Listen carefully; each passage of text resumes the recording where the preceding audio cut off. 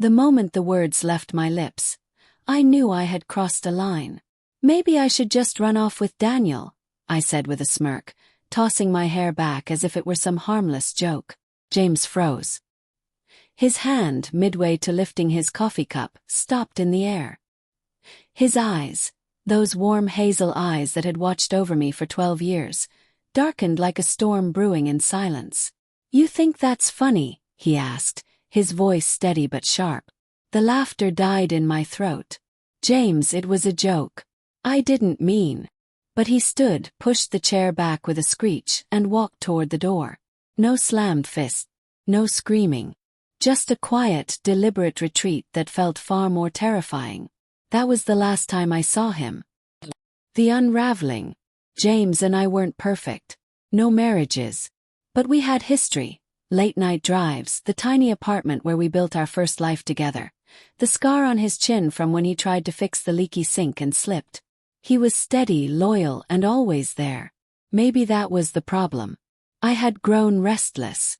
Restless in ways I didn't want to admit, even to myself. Daniel, my coworker, wasn't anything special. Tall, charming, too flirtatious for his own good.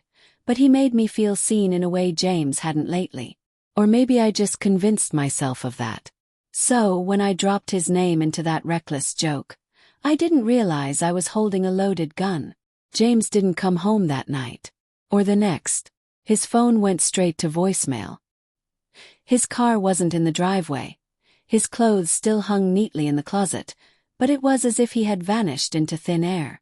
At first, I told myself he was cooling off, that he'd be back once the sting of my words faded. But days turned into weeks, and with each sunrise, the weight of what I'd done grew heavier. The note. 3 weeks after he left, a letter arrived. No return address. Just my name written in his familiar, slanted handwriting. With trembling hands, I tore it open. "You think it was a joke. Maybe for you it was. For me, it was a mirror, showing me the truth I've been too afraid to face. You don't respect me. You don't love me. You don't even see me anymore. So I'm making it easy for you. Consider me gone. Don't look for me." The words blurred as tears streamed down my face. He wasn't bluffing. He wasn't at a hotel. He wasn't waiting for me to apologize. He was gone. And the terrifying part, he meant it. The guilt. Everywhere I went, I saw him. At the grocery store, I'd reach for his favorite cereal before remembering he wasn't there to eat it. At night, I'd roll over expecting his warmth, only to find the cold, empty sheets. Friends asked where he was. I lied at first, saying he was traveling for work. But the questions kept coming, and my stories grew thinner, more fragile. Eventually, whispers replaced questions. Everyone knew something had cracked in our marriage. I stopped hearing from him entirely. His social media went dark.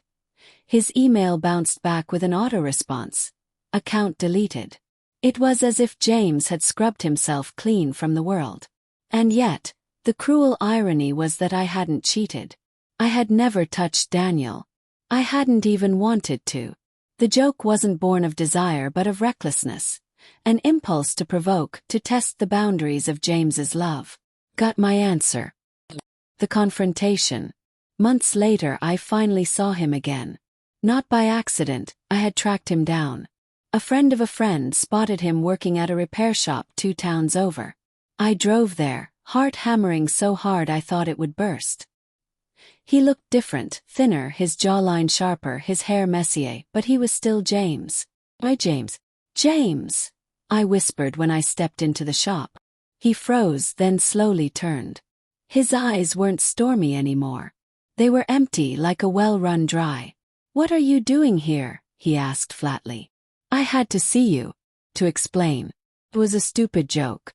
That's all it was. His laugh was bitter. "Do you know how pathetic it feels to hear your wife joke about another man? Do you know how many nights I lay awake, wondering if maybe you weren't joking at all? That maybe you wanted him." I shook my head, tears blurring my vision.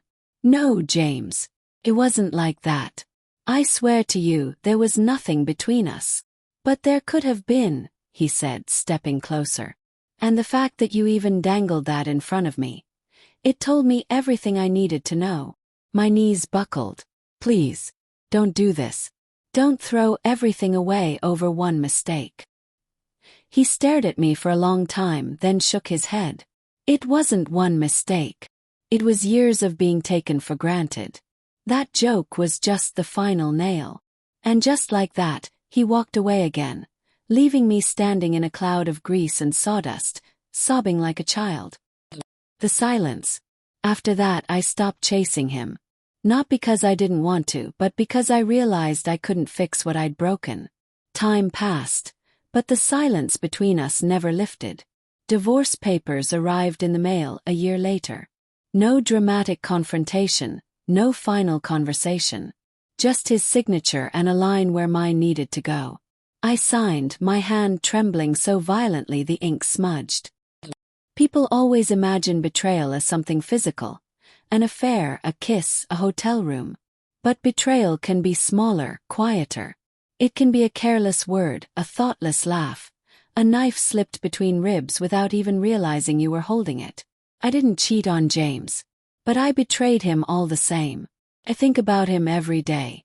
Where he is, if he's happier without me, if he found someone who makes him feel valued. Sometimes, in the quiet of night, I whisper his name into the dark, hoping maybe he can feel it wherever he is. But the truth is he's gone. And I was the one who pushed him away.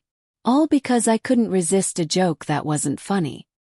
The last time I ever saw James was 2 years later, across the street at a cafe. He was laughing, genuinely laughing, with a woman I didn't recognize. His hand rested lightly on hers, and she looked at him with the kind of admiration I used to give. He didn't see me. Or maybe he did and chose not to. I stood there, frozen, my heart breaking all over again. Not because he had moved on, but because I realized something far worse. He had healed. And I never would.